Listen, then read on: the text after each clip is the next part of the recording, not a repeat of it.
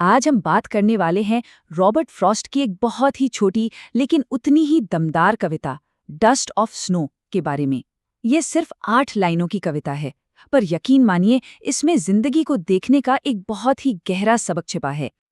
तो इस पूरी बात को ना एक सवाल से शुरू करते हैं।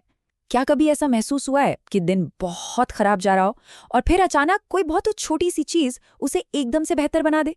बस यही सवाल इस खूबसूरत कविता की जान है। कविता की शुरुआत होती है एक बहुत ही भारी मन से। कवि कहते हैं, एक दिन का जिसका मुझे अफसोस था। यहाँ जो शब्द है रूड या अफसोस, इसका मतलब सिर्फ दुखी होना नहीं है, बल्कि एक गहरा पछतावा है, किसी बात को लेकर मलाल है। तो मतलब पहली लाइन से ही ना एक निराशा और उदासी वाला माहौल बन जाता है। तो चलिए इस उदास माहौल को ना थोड़ा और करीब से समझते हैं। फ्रॉस्ट हमें एक ऐसी दुनिया में ले जाते हैं जो निराशा से भरी हुई लगती है, और इसे दिखाने के लिए वो कुछ बहुत ही इंटरेस्टिंग गहरे सिंबल्स का इस्तेमाल करते हैं। तो सबसे पहला सिंबल एक कौवा। हमारी कहानियों में, मान्यताओं में कौवे को अक्सर एक अच्छा शगुन नहीं माना जाता है ना। उसे अपशगुन या बुरी खबर से जोड़कर देखा जाता है। ये कोई कोयल जैसा मीठा गाने वाला पंछी नहीं है, बल्कि एक ऐसा पंछी है जिसका जिक्र आते ही उदासी और अंधेरे का ख्याल आता है। और फिर दूसरा सिंबल है हेमलॉक का पेड़।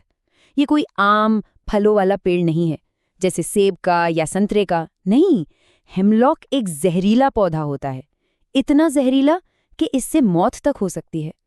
तो देखिए, यहाँ भी फ्रॉस्ट ने नेचर से एक नेगेटिव और खतरनाक चीज को चुना है।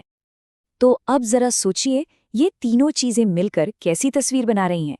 एक तरफ कवि का पछतावा, दूसरी तरफ एक अपशकुनी कौवा, और फिर एक जहरीला पेड़। सब कुछ कितना नेगेटिव है। ऐसा ही लगता है कि भाई इस कहानी में तो अब कुछ अच्छा हो ही नहीं सकता।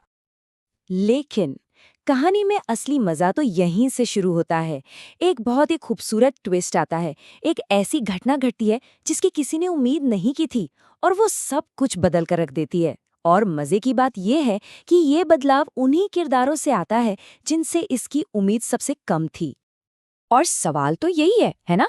एक कौवा और एक जहरीला हेमलॉक का पेड़, मतलब दो नेगेटिव सिंबल्स, ये भला क्या अच्छा कर सकते हैं? पहली नजर में तो यही लगता है कि ये तो बस उदासी को और बढ़ा देंगे, पर होता है कुछ बिल्कुल उल्टा। और जो होता है ना, वो बहुत ही सिंपल सी चीज है। कौवा बस पेड़ की एक डाली को हिला देता है, बस। कोई बड़ा ड्रामा नहीं, कोई मैजिक नहीं, कुछ नहीं, बस एक छोटी सी एकदम नेचुरल हरकत। और उस छोटी सी हरकत का असर क्या होता है? कवि के ऊपर गिरती है बर्फ की धूल। अब जरा इस इमेज के बारे में सोचिए। एक तरफ कौवे और हेमलॉक का अंधेरा, और दूसरी तरफ ये बर्फ की धूल, जो कितनी हल्की है, कितनी साफ और सुंदर है। ये एक जबरदस्त कॉन्ट्रास्ट है ना? और बस इस छोटी सी घटना का कवि पर एक पल में इतना गहरा असर होता है। ये सिर्फ कोई बाहरी चीज नहीं है जो हुई, ये एक अंदरूनी, एक इमोशनल बदलाव है। और इसका नतीजा एकदम साफ है। इस घटना ने कवि के दिल का, उनके मूड का मिजाज ही बदल दिया।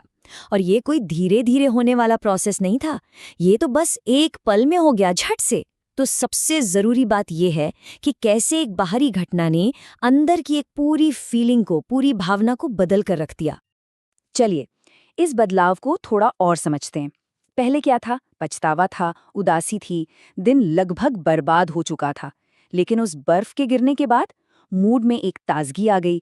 दिन का जो हिस्सा बचा था वो बच गया, और चीजों को देखने का एक नया नजरिया मिला। और ये line, and saved some part, ये बहुत बहुत इंपॉर्टेंट है। कभी ये नहीं कह रहे कि अरे वाह, मेरा पूरा दिन एकदम जादुई तरीके से शानदार हो गया। नहीं, वो कहते हैं कि दिन का कुछ हिस्सा बच गया।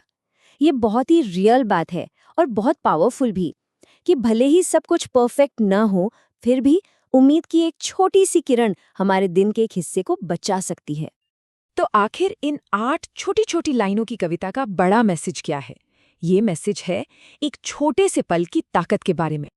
पूरी कविता का जो सफर है ना, वो बहुत सीधा और सुंदर है। सबसे पहले एक पछतावे की हालत, एक उदास मन, फिर नेचर में एक अचानक होने वाली छोटी सी घटना, उसके बाद देखने के नजरिए में एकदम से बदलाव आता है, और आखिर में दिन का एक हिस्सा बर्बाद होने से बच जाता है। तो मतलब कविता का जो सेंट्रल आइडिया है वो ये है कि नेचर में होने वाली छोटी छोटी मामूली से लगने वाली बातें भी हमारी फीलिंग्स पर, हमारे सोचने के तरीके पर बहुत गहरा असर डाल सकती हैं। एक कौवे जैसी साधारण सी चीज भी हमारे खराब मूड को तोड़ सकती है और हमें एक नई शुरुआत दे सकती है। चलिए अब इस पूरी कविता को एक साथ देखते हैं ताकि ये सारे टुकड़े कैसे जुड़ते हैं वो समझ में आए। जिस तरह से कौवे ने हेमलॉक के पेड़ से मुझ पर बर्फ की धूल झाड़ी, उसने मेरे दिल का मिजाज बदल दिया और उस दिन का कुछ हिस्सा बचा लिया जिसका मुझे अफसोस था। और अब आखिर में एक सवाल, या कहिए एक ख्याल। ये कविता हमें याद दिलाती है कि खूबसूरती और उम्मीद कहीं से भी आ सकती है ना? उन जगहों से भी जहां हम इसकी बिल्कुल उम्मीद नहीं करते। तो सवाल ये उठता है, आज हमारे आसपास ऐसी कौन सी छोटी सी चीज है जो दिन का एक हिस्सा बचा सकती है? शायद हमें बस थोड़ा और ध्यान से देखने की जरूरत है।